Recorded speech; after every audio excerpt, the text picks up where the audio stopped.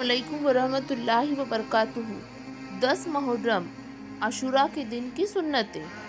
یوم عاشورہ 10 محرم کی سنتیں۔ 10 محرم الحرام کو یوم عاشورہ کہا جاتا ہے اور یہ اسلامی تاریخ میں بڑی اہمیت کا حامل دن ہے۔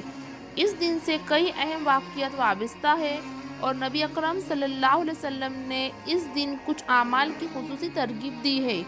سنی مسلمانوں کے نزدیک یوم عاشورہ پر درج ذیل سنتوں کا اہتمام کرنا باعث اجر و ثواب ہے۔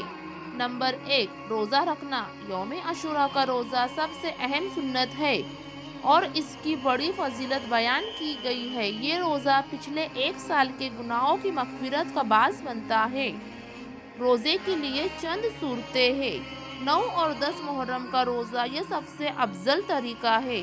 نبی اکرم صلی اللہ علیہ وسلم نے اگر میں اگلے سال تک زندہ رہا تو 9 محرم کا روزہ بھی رکھوں گا تاکہ یہودیوں کی مخالفت ہو جو صرف 10 محرم کا روزہ رکھتے تھے۔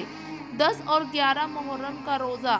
اگر کسی وجہ سے 9 محرم کا روزہ نہ رکھ سکے تو 10 اور 11 محرم کا روزہ رکھنا بھی بہتر ہے۔ صرف 10 محرم کا روزہ بھی جائز ہے، لیکن افضل یہی ہے کہ اس کے ساتھ ایک دن پہلے یا ایک دن بعد کا روزہ بھی رکھا جائے۔ نمبر 2، اہل و عیال پر وسعت کرنا۔ اس دن اپنے اہل و عیال پر کھانے پینے اور دیگر ضروریات میں عام دنوں سے زیادہ خرچ کرنا بھی سنت ہے۔ کہا جاتا ہے جو اس دن اپنے گھر والوں پر فراخ دلی خرچ کرے گا اللہ تعالیٰ سارا سال اس کے رزق میں بابرکت عطا فرمائے گا۔ نمبر 3، صدقہ و خیرات کرنا۔ یوم عاشورہ پر اللہ کی راہ میں صدقہ و خیرات کرنے کی بھی بڑی فضیلت ہے۔ یہ عمل بھی اللہ کی رضا اور ثواب حاصل کرنے کا ذریعہ ہے۔ نمبر 4، ذکر و اذکار کی تلاوت قرآن۔ اس بابرکت دن میں کثرت سے اللہ کا ذکر کرنا، استغفار کرنا اور قرآن پاک کی تلاوت کرنا بھی مستحب ہے۔ دعا قبول ہونے کے بھی خاص لمحات ہوتے ہیں۔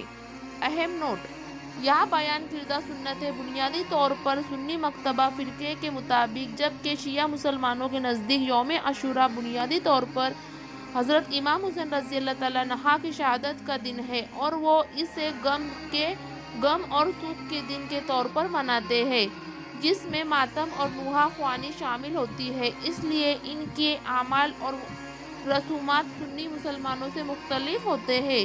یاد رہے کہ اسلامی تاریخ چند کی روایت پر منحصر ہوتی ہے، اس لیے ہمیشہ مستند ذرائع سے تاریخ کی تصدیق کر لیں۔